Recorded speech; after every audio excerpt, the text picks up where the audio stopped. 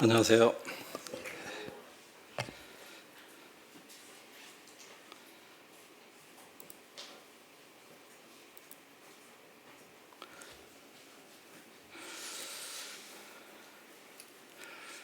오늘 아침에는 우리 그리스도인의 이 믿음의 삶을 성경에서는 영적인 싸움으로도 이렇게 말씀을 하세요. 그래서 우리 이제 군인으로서 군사로서 어떻게 잘 싸워야 되는지 이제 이런 각도로도 말씀을 하시고, 때로는 운동을 하는 사람들의 이렇게 비유를 하셔서 우리가 운동 선수로서 또 어떻게 규칙을 잘 지키면서 그 운동 경기를 해야 우승하는지 이제 그런 것으로도 말씀하고 있고, 또 농사를 짓는 사람으로서 좀 농부로서 또 이렇게 얼마나 부지런하게 그 농사를 져야 되나 이제 이런 각도로도 우리 그리스도인의 이 믿음의 삶을 그렇게 얘기를 하십니다. 근데 오늘 아침에는 저희들이 한번 이 운동 선수로서, 특별히 마라톤 선수로서 우리들이 이 믿음의 삶을 살아가는 걸 어떻게 살아가야 되느냐 하는 그런 부분들을 함께 좀 생각해 보기를 원합니다. 히브리서 하나님 말씀 히브리서 12장 1절로부터 11절까지 말씀 읽겠습니다. 히브리서 12장 1절로부터 11절까지 말씀입니다. 이러므로 우리에게 구름같이 둘러싼 허다한 증인들이 있으니 모든 무거운 것과 얽매이기 쉬운 죄를 벗어버리고 인내로서 우리 앞에 당한 경주를 경주하며 믿음의 주여 또한 온전케 하시는 이인 예수를 바라보자. 그는 우리 앞에 있는 기쁨을 위하여 십자가를 참으사 부끄러움을 개의치 아니하시더니 하나님 보좌 우편에 앉으셨느니라. 너희가 피곤하여 낙심하지 않게 위하여 죄인들이 같이 자기에게 거역한 일을 참으신 일을 생각하라. 너희가 죄와 싸우되 아직 피 흘리기까지는 대항하지 아니하고 5절입니다. 또 아들들에게 권하는 것 같이 너희에게 권면하신 말씀도 잊었도다. 일러스되 내 아들아 주의 징계하심을 경히 여기지 말며 그에게 꾸지람을 받을 때 낙심하지 말라. 주께서 그 사랑하시는 자를 징계하시고 그가 받아들이시는 아들마다 채찍질 하심이라 하였으니 너희가 참음은 징계를 받기 위함이라. 하나님의 아들과 같이 너희를 대우하시나니 어찌 아버지가 징계하지 않는 아들이 있으리요. 징계는 다 받는 것이오늘 너희에게 없으면 사생자요 친아들이 아니니라. 또 우리 육신의 아버지가 우리를 징계하여도 공경하였거든 하물며 모든 영의 아버지께 더욱 복종하여 살려 하려 하지 않겠느냐. 그들은 잠시 자기의 뜻대로 우리를 징계하였거니와 오직 하나님은 우리의 유익을 위하여 그의 거룩하심에 참여하게 하시느니라. 무릇 징계가 당시에는 즐거워 보이지 않고 슬퍼 보이나 후에 그로 말미암아 연단받은 자들은 의와 평강의 열매를 맺느니라. 11절까지 말씀인데요. 이 히브리서가 이게 이제 편지 가운데 하나거든요. 그럼 이제 편지는 쓴 사람이 있고 또 받아서 읽는 사람들이 있는데, 그렇다면 히브리서의 편지를 받아서 읽은 사람들은 누구냐 하면 그냥 저희들과 같은 이방인들이 아니라 유대인들 가운데 특별히 예수님을 믿었던 그런 사람들에게 쓴 편지입니다. 주 독자가 바로 유대인들 가운데 예수님을 믿었던 사람들이에요. 근데 그들이 이제 어떤 가운데 있었기 때문에 이 편지를 그들에게 이렇게 써줬느냐 그랬을 때 그들은 그들 가운데 일부는요 너무 그 당시에 그 예수님을 믿고 기독교를 따라가면 유대교회에서 어떻게 하냐면 출교를 시키는 거예요. 출애를 시키는 거예요. 이 성경에서 우리가 이 출교라는 말은 우리가 예를 들어서 우리가 교회에서 뭐 잘못하거나 교리적인 잘못이나 도덕적인 범죄를 하면 저 교회에서 이렇게 교제를 못하게 하는 거잖아요. 그러면 그냥 뭐 그래도 우리들은 사회에 나가서 얼마든지 생활하고 그러는데 아무 지장이 없어요.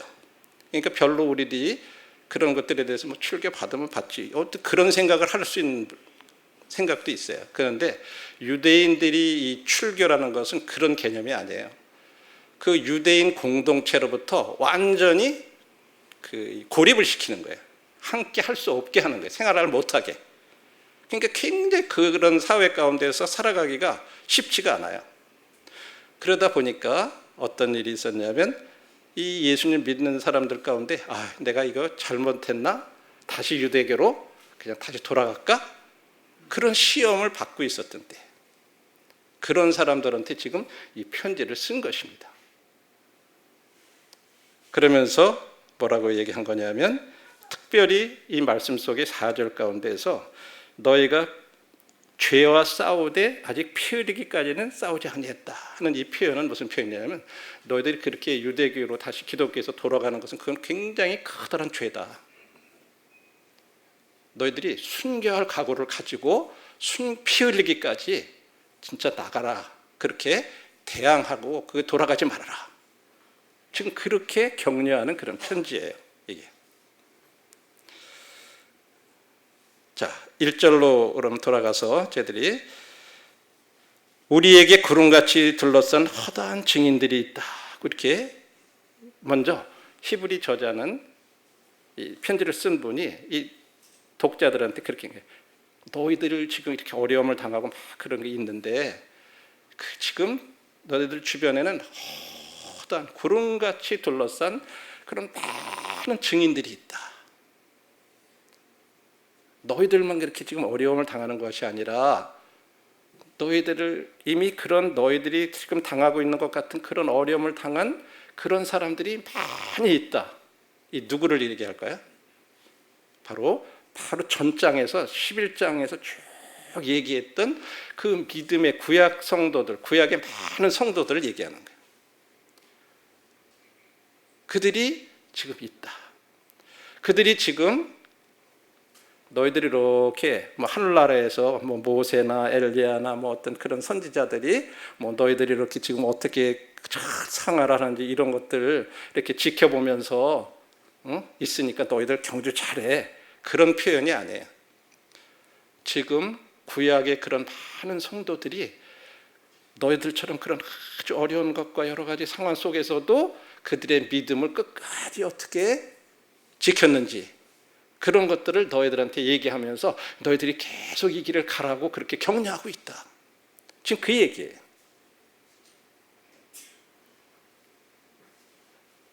그래서 우리들을 지켜보고 막 감시하고 어떤 그런 사람으로서의 그런 목격자로서의 어떤 그런 증인이 아니라 우리들을 진짜 그들의 삶을 통해서 본을 보여준 거 그들이 그런 사기에서도 그래서 어떤 사람들은 짐승의 가죽을 입고 굴 속에 들어가서 숨기도 하고 막 그랬었다.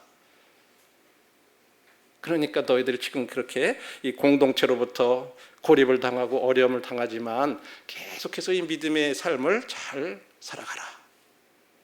그렇게 얘기를 하면서 이제 1절 마중에 보면 우리 앞에 당한 경주를 하라. 이렇게 얘기를 해요.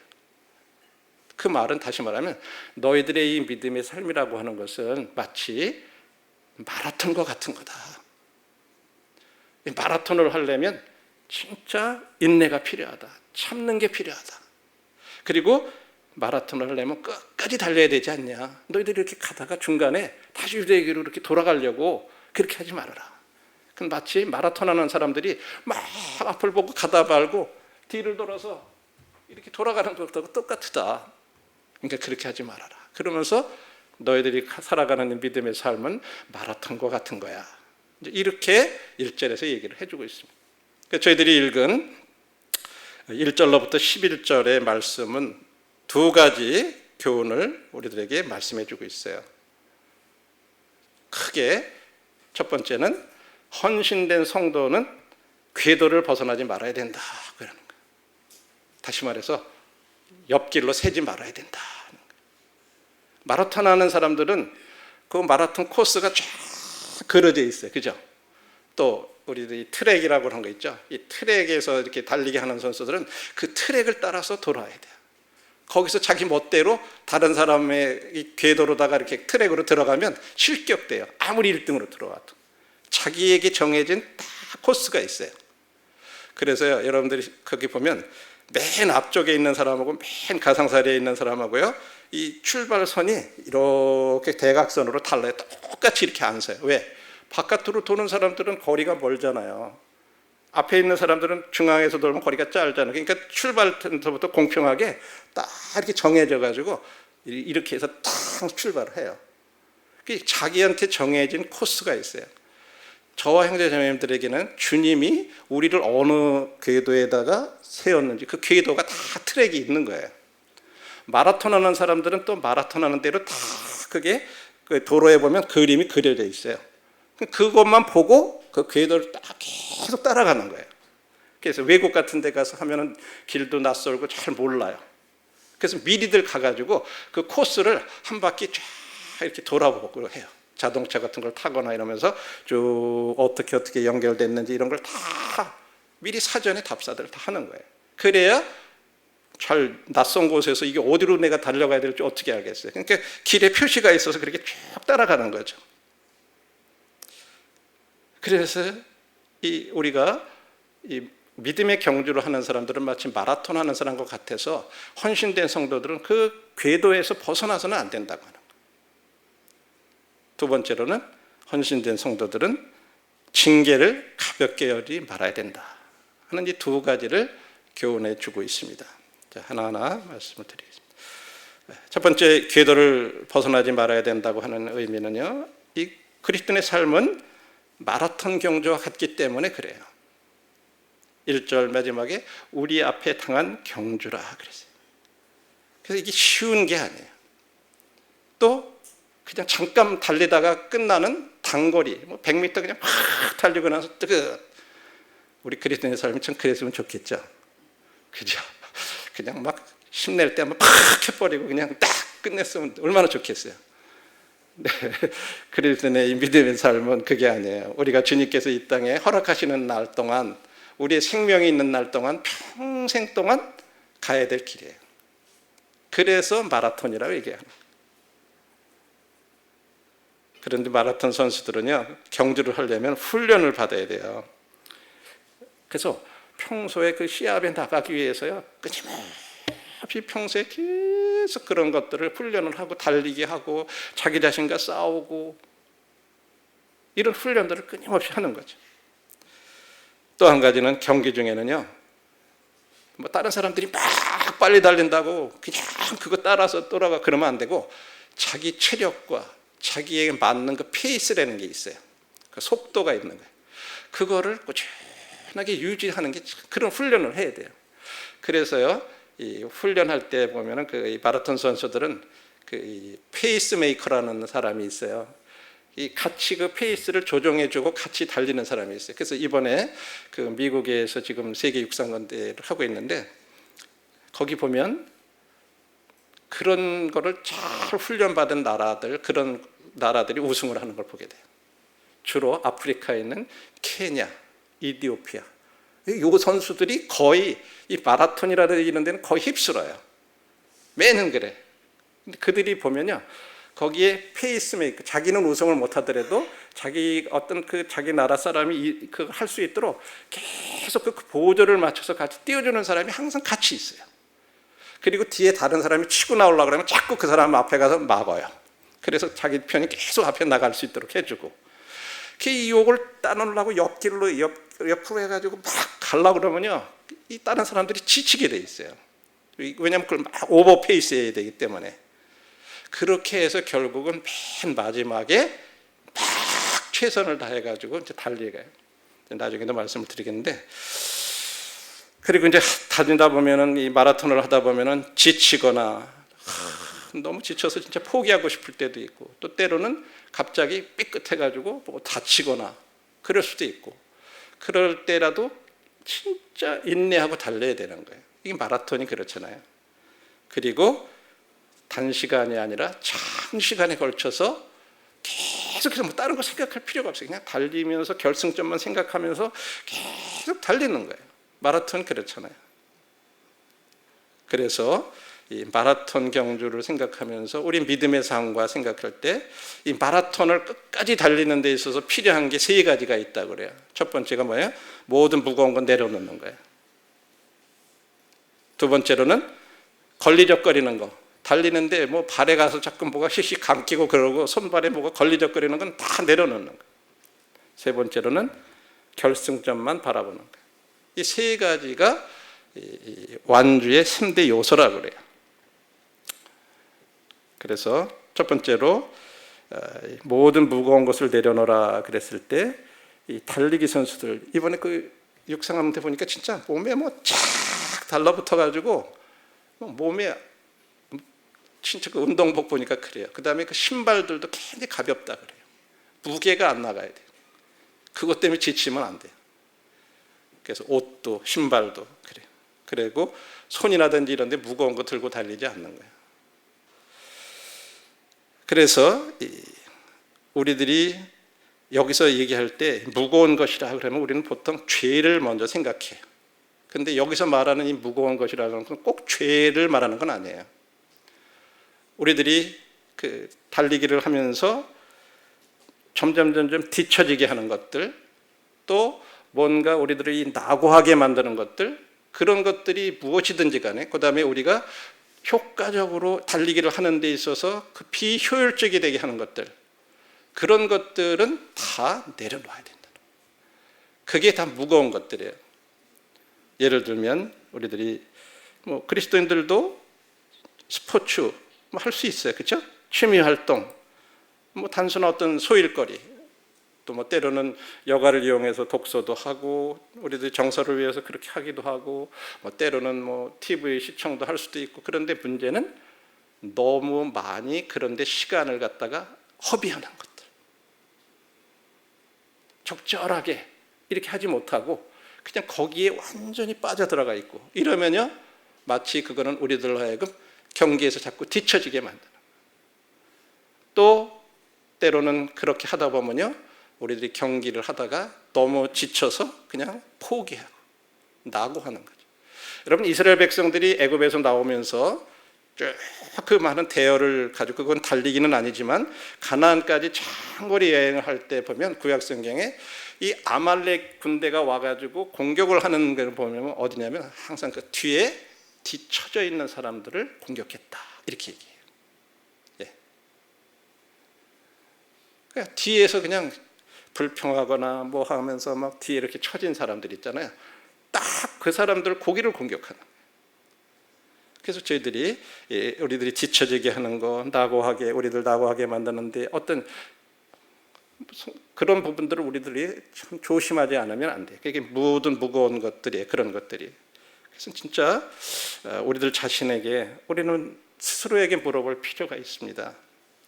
내가 지금 하고 있는 이런 일들이 나한테 무거운 것인가?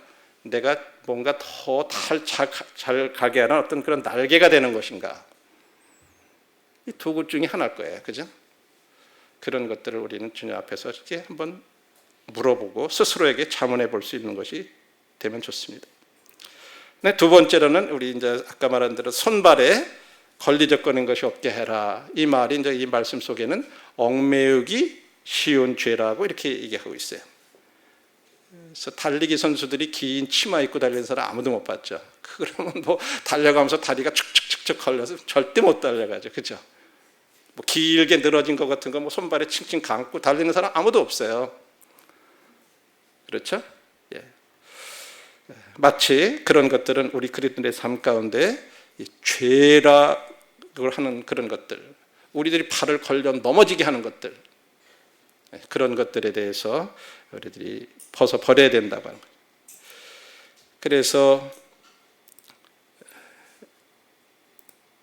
우리들이 얽매이기 쉬운 그런 죄들, 그런 데로부터 우리들이 조심하고 또 우리들이 그렇지 않도록 훈련받아야 되고, 그리고 만일에 내가 혹시 지금 죄로 말미암아 어떤 그런 상황에 빠져 있어서 얽매이고 있다면 빨리 거기에서 벗어나야 돼요. 우리 오전에 아침에 교사들하고도 그런 얘기를 했어요. 특별히 젊은 사람들 딱 휴대폰만 키면요 유튜브 같은 거 켜서 뭐 하나 딱 누르고 자기 좋아하는 거 한번 딱 하잖아요. 그 요새는 신기해요, 기술이요. 그런 계통의 그런 것만 쫙 떠요. 그래가지고 한번 그거 보면요, 신기하게 그런 쪽만 돼요. 특별히 없던 좋지 아니하는 그런 영상이라든지 이런 것들을 한번 보고 보면요, 어떻게 그 일부러 아니라도 한번 그걸 눌렀다.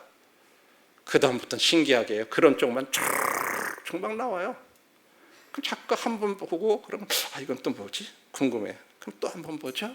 그러면 계속 그런 것들만 다. 그러면 그런데 빠져들어갈 수 있어요. 그러면 우리들이 달리기 하는 데 있어서 마치 다리에 자꾸 걸리적거리는 거랑 똑같은 거예요. 그런 것들. 이 믿음이 경주를 할 수가 없어요. 그런 것으로 인해서. 그런데 한번 보고 그런 것들에 빠지면 그 다음에 자꾸 마음속에 정죄가 생기고 이러면 안 되는데 그러면서도 또 손이 가고 얽매이는 거예요. 계속해서요. 끊임없이 그렇게 나와요. 자정적으로. 이런 것들 조심하라고 하는 거죠. 그래서 진짜 우리의 삶 가운데 나를 꼼짝게 못하게 하는 어떤 위협하는 어떤 죄가 있는지 어떻게 해서라도 그 얽혀든 거에서 우리들이 벗어나야 된다고 하는 거예요. 그렇지 않으면 우리들이 경주에서 낙오할 수 있다고 하는 거예요. 세 번째로는 결승점을 바라보는 거라 그랬어요. 마라톤의 3대 완주 중에 하나. 바로 결승점은 예수 그리스도를 바라보라고 이렇게 말씀하고 있어요. 예수님은 믿음의 주여 또 온전케 하시는 이인 예수를 바라보자 했을 때 우리 주님은 온전케 하시는 분, 물론 우리들의 믿음을 완성하시는 그런 분이라는 의미도 있지만 주님 자신이 그 경주를 완주하신 분이에요. 하늘에서 하나님의 뜻을 따라 이 땅에 오셔서 죽기까지 순종하시고 그리고 그 중간에 우리 주님도요, 내려와 봐라. 십자가 있을 때 네가 하나님의 아들이거든 한번 내려와 봐라. 포기하게 만드는 그런 것들이 주님한테도 있었어요. 너 하나님의 아들이면 한번 내려와 봐. 그럼 우리가 믿을게. 좀 내려오실 수 있었어요. 또 신포도주 같은 거 이렇게 주시면서 마시면서 그 고통 좀 잊어봐 봐라. 주님 그런데 거절하셨다 그랬어요. 그러면서 그 길을 완주하셨어요. 그래서 요한복음 17장에 아버지께서 내게 하라고 하신 일을 내가 다 마치오라고 이렇게 말씀하셨어요. 완주하셨어요. 그리고 하나님의 뜻을 이루시고 부활하시고 지금 하나님의 보좌 우편에 앉아 계시는 분이라고 이렇게 말씀을 하고 있어요. 그 다음에 그분은 또한 우리의 믿음의 주라고 이렇게 말씀했어요. 거기 말하는 이 주라고 하는 단어는 우리들이 주님 말할 때 주인이라는 그런 주자가 아니에요. 거기 말하는 그 주는 리더가 되시는 분이라고 하는 그런 뜻이에요. 인도자가 되시는 분이죠. 먼저 우리가 가보지 않은 길을 앞서 가시면서 그것을 경험하시고 따라오라 하는 그런 주가 되시는 분이라고 했어요. 주님이 이 경주를 이미 내가 해봤으니까 내가 달린 대로만 너희들도 따라와 봐라. 그러면 너희들이 옆길로 새지 않을 거다. 궤도에서 벗어나지 않을 거다. 그런 주님을 생각하고 그런 주님을 바라봐라 하고 이렇게 말씀하고 있죠. 그리고 참는다는 것이 어떤 의미인지 주님은 최고의 본을 보여주신 분이에요. 인내로서 나의 앞에 당한 경주를 경주하라 그럴 때 그 참는다는 것이 예수님은 십자가까지 참으셨다 그래요.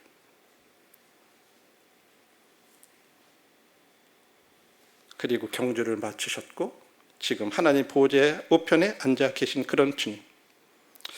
그런 주님을 바라보면서 우리들이 마음이 산란하게 막 흩어지고 산만해지고 그러지 않고 곁길로 새지 않는 그런 것 우리들이 진짜 이제 이 헌신된 성도들은 이렇게 궤도에서 이 세 가지를 우리들이 생각하면서 계속 달려갈 때 궤도에서 벗어나지 않는다고 하는 거죠. 이것이 이제 마라톤에 비유하신 그런 내용. 근데 두 번째로는 5절로부터 11절에 보면 거기 이제 징계에 관해서 얘기를 하는데 징계를 가볍게 여기지 말아야 된다고. 이제 헌신된 성도들은 징계를 가볍게 여겨서는 안 된다고 하는 거예요.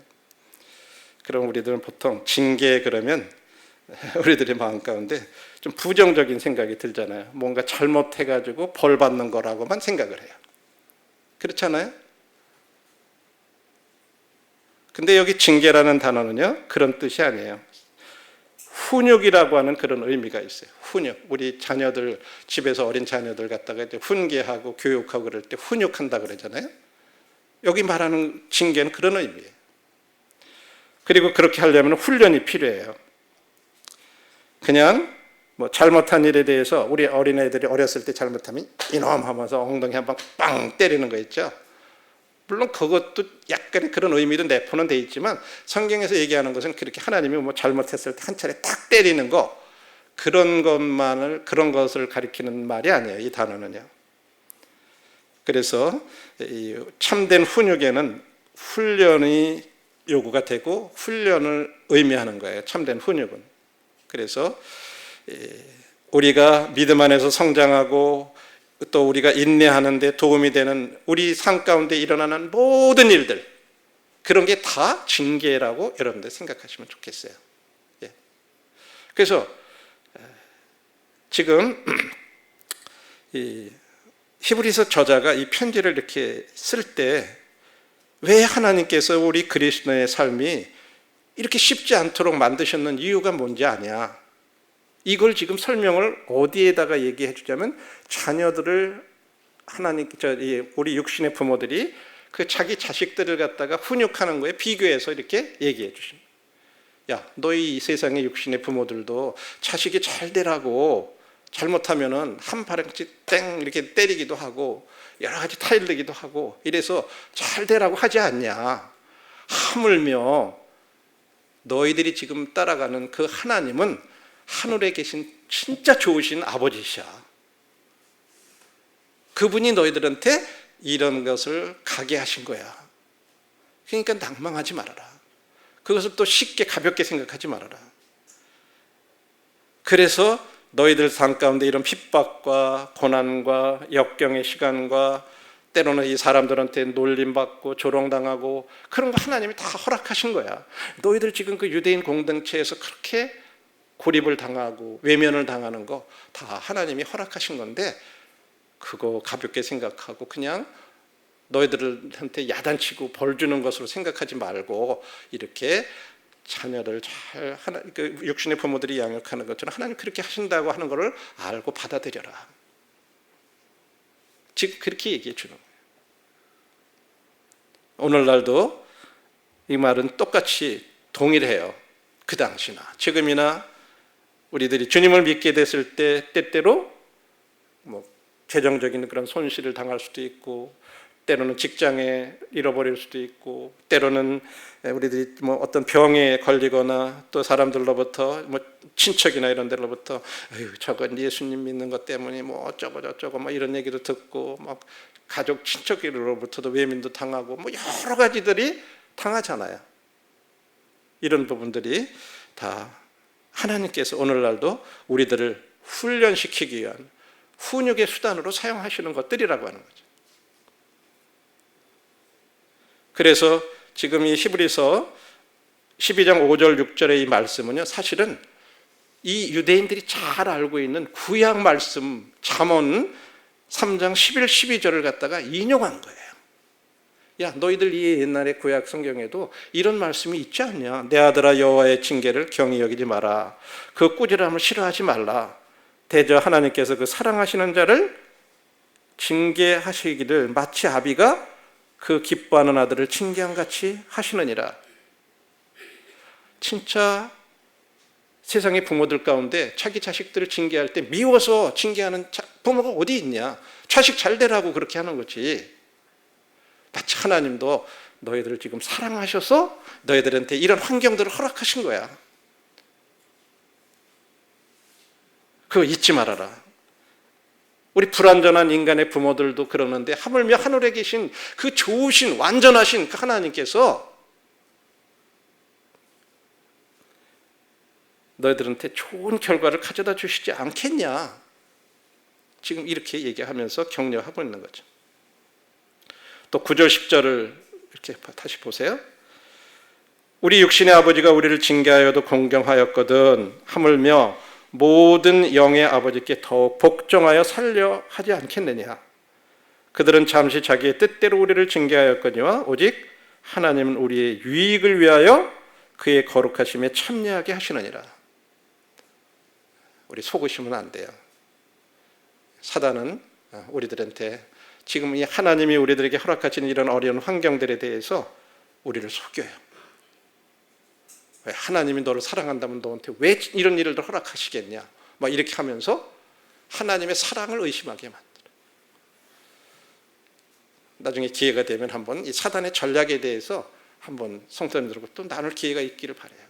사단은 거짓말장애라 그랬고 거짓의 압이라 그랬어요. 모든 거짓의 근원인데 그 방법 중에 한 가지가 딱 이런 거래요.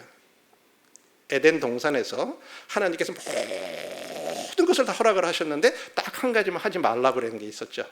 중앙에 있는 나무는 따먹지 말게 하라. 사단은요 지금도 그 방법을 똑같이 사용한다는 거예요. 우리들 가운데에서 딱 부족한 거 한 가지만 계속 얘기를 해서 나머지 좋은 것을 다 잊어버리게 하고 그리고 감사를 잃어버리게 하고 거기에 사로잡히게 만든다는 그 전략이 지금도 똑같다는 거예요.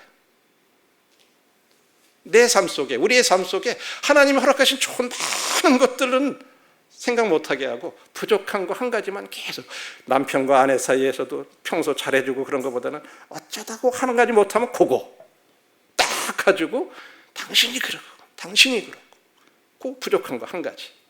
성도들의 관계 속에서도 마찬가지. 뭐 성도들 중에 뭐 하나 있으면 그거 가지고 막 나머지 좋은 거는 다 못 보게 하는 거예요. 이게 사단의 전략이에요.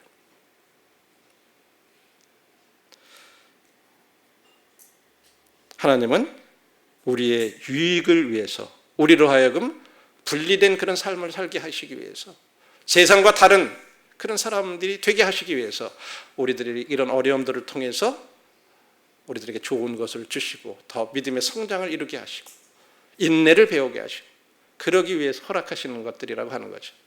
그래서 현재 형제자매들의 삶 가운데 일어나는 그런 일들에 대해서 뭐라고 얘기하냐면 11절에 보니까 그래요. 징계가 당시에는 즐거워 보이지 않고 슬퍼 보인다. 하나님 말씀 참 얼마나 사실이에요.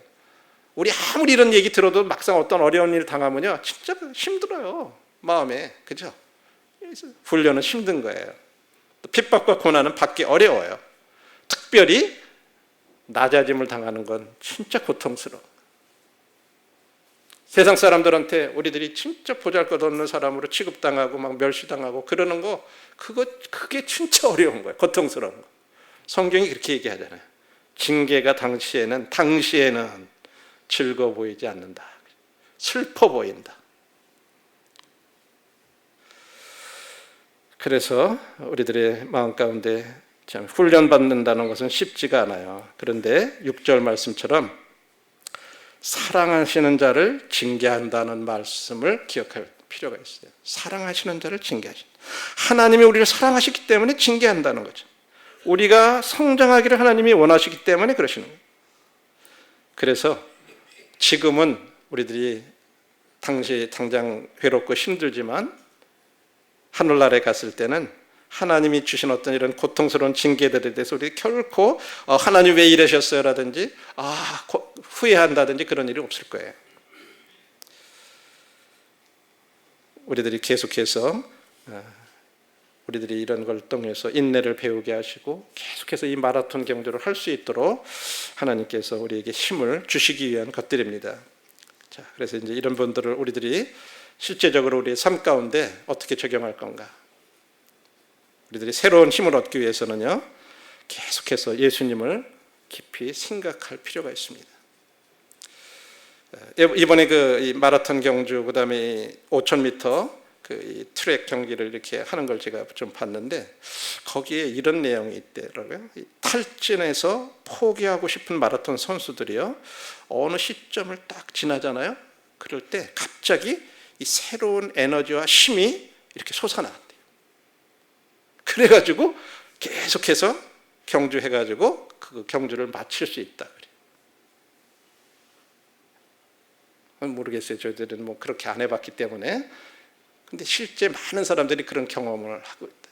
근데 이제 이번에도 경주를 딱 보는데 진짜 5,000m 경주를 막 하는데요. 마지막 2바퀴 남았는데, 야, 그 케냐 선수들하고 그러니까 이디오피아인가 이렇게 타는데요. 저 마지막 거기서 어떤 저런 힘이 나올까? 그 스퍼트 한다 그래요. 그냥 갑자기 힘이 나서 막 마지막 그 달리더라고요. 지금 우리들한테 필요한 게 바로 그런 때 같아요. 지금 저희들에게. 우리들은 지난 2년 동안 어떻게 보면요, 코로나라고 하는 거, 그렇죠? 이것 때문에 참 우리들이 어떻게 보면 탈진이 있는지도 몰라요, 그렇죠? 우리 그리스도인의 삶이라는 것이 마라톤을 할 때 탈진하는 것처럼 우리 그리스도인의 믿음의 삶에도 때때로 탈진할 수가 있어요. 힘이 빠져요. 이런 강한 역풍과 슬픔이 우리를 약화시킬 수 있어요. 코로나라고 하는 이 역풍, 우리가 이 믿음의 삶을 사는데 갑자기 그냥 뭐 모이는 거, 뭐 지금도 아직까지도 마스크를 써서 이 여름 더운데 그냥 막 숨쉬기 어렵고 근데 감사한 게 지금 다시 이렇게 모일 수 있도록, 그래서 같이 예배 드릴 수 있도록 이런 허락하신 것들 참 감사해요. 부산에 세계로 교회라는 수용에 있는 그 교회가 정부에서 예배 드리는 거 9명인가 몇 명 필수위원 빼고는 못 모인다. 그래가지고 막 그럴 때 그 교회 목사님이 우린 그렇게 할 수 없다. 그래가지고 그 추운 겨울에 야외에 나가가지고 거리두기 하라는 대로 다 하면서 거기서 쫙 그 많은 사람들이 모여서 예배를 드리는 거예요. 그러니까 정부에서 반항한다고 그래가지고 고소를 했어요. 그 재판을 받았어요. 근데 최근에 6월 10일 날 최종으로 정부에서 그렇게 한 것이 위법이다, 잘못된 거다. 그래가지고 재판에서 이겼다고. 그러면서 이제 그 목사님이 이제 성도들한테 그런 얘기를 하시는 거예요. 믿음이라고 하는 거예요. 우리들이 자기는 많은 교계 같은 동료 목사들한테도 많은 비난을 받았다는 거예요. 왜 너희들만 오르냐? 왜 정부에서 하라는 대로 그렇게 하고 방역을 지켜야지 왜 그렇게 해서 거스리고 그렇게 하느냐, 그런 비난도 받고 여러 가지 했다는 거예요. 그러나 자기 마음속에는 내가 하나님 앞에 예배드리는 그런 일들이 있어서 10,000명 모이는 교회도 9명, 10명 모이는 교회도 9명, 그게 어떻게 옳은 거냐? 그게 맞는 거냐? 거기에 맞게 정부에서 그렇게 해주면 그게 우리가 순응해 가지만, 그런 부당한 것들에 대해서 우리가 하나님 앞에 예배드리는데 왜 그렇게, 그래서 성도들이 그 추운 겨울에도 그냥 밖에서, 안에서 못 모이게 하니까 야외에서 그냥 거리 두면서 마스크 쓰고 그러고 예배 드렸다는 거예요. 그래서 우리가 승리했다, 이렇게 얘기한다. 많은 지금 우리들이 육체적으로 우리가 좀 지치고 또 때로 영적으로도 낙심하게 되면요, 때로 우리들이 경주를 포기하고 싶은 때가 있어요. 그래서 우리들은 진짜 나는 지금 낙심하고 지쳐 있는지, 그렇다면 우리들에게는 아까 그 마라톤 주자들이 마지막에 진짜 그 힘을 갑자기 그냥 내서 마지막을 달리듯이 우리들에게도 그런 어떤 기력의 회생이 어떤 필요한 그런 때라고 생각해요. 그렇다면 해결책이 뭔가요? 12장 3절에서 이렇게 말씀하고 있어요. 너희가 피곤하여 낙심하지 않기 위하여 죄인들의 이같이 자기에게 거역하신 일을 참으신 일을 생각하라. 우리들이 이런 힘들고 낙심하고 지쳐 있을 때 해결책은요, 주님을 생각하는 거예요. 죄인들의 손에서 참으시고 죽기까지 하신 그 주님, 우리 그분을 생각하면서 만일에 어떤 사람이 나를 위해서 자기의 생명을 내어놓은 사람이 어떤 일을 하라고 하면 우리 마음에 그 사람의 말을 안 듣겠어요?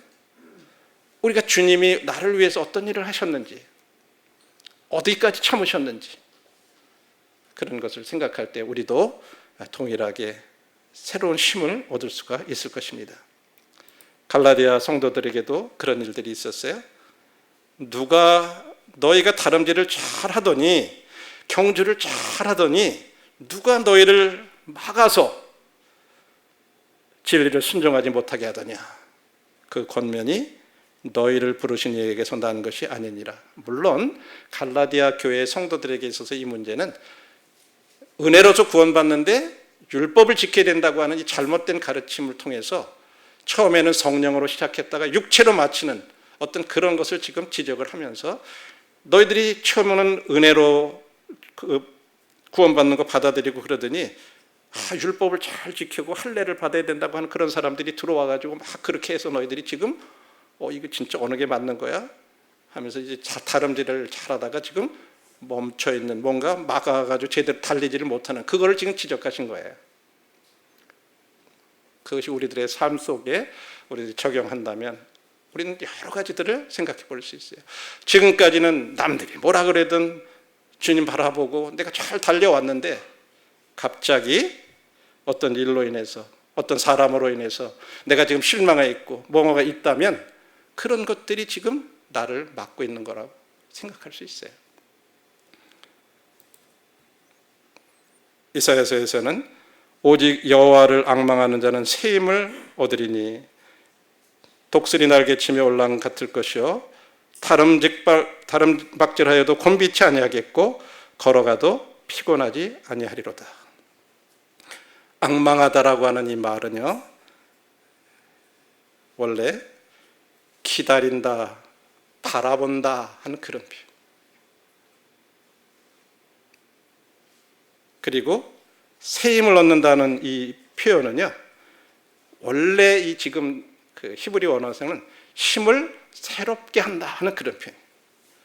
하나님을 진짜 기다리는 사람, 바라보는 사람은 그 힘이 새로워진다고 하는 거예요. 그런 말씀, 그런 약속이에요.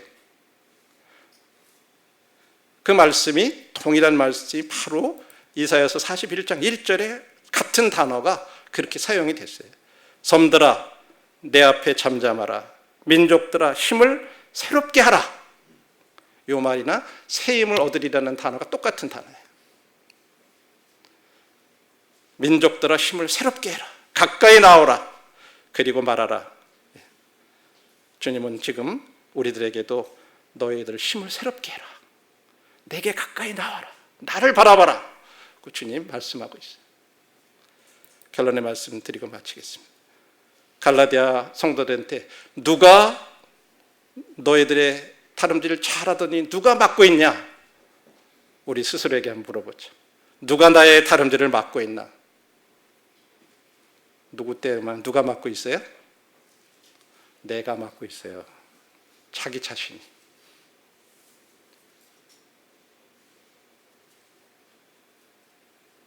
내 자신이 주님을 바라보지 않기 때문에 막힌 거예요. 나와 주님 사이에 나라고 하는 존재가 나를 막고 있어요. 그런데 우리는 그것을 다른 데서 다른 누구 때문에 또 어떤 일 때문이라고 우리는 생각하는 거예요. 우리 함께 주님을 바라보고 우리 힘을 새롭게, 주님 그렇게 약속하셨잖아요.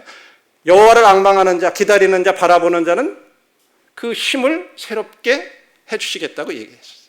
어디서 뭐 새로운 에너지를 끌어와가지고 채워주는 게 아니라 우리 안에 있는 그 힘이 새로워진다는 거예요. 그렇게 약속하셨어요. 저와 형제자매님들은 다 그렇게 살아갈 수 있는 성령이 우리 안에 계세요. 이게 우리 안에 계신 힘이에요. 그 힘이 다시 새롭게 될 수 있다고 약속해 주셨습니다. 그래서 우리들에게 우리 앞에 주님께서 놓아주신 그 경주 끝까지 완주하는 저와 형제자매님들이 되시기를 바랍니다. 감사합니다.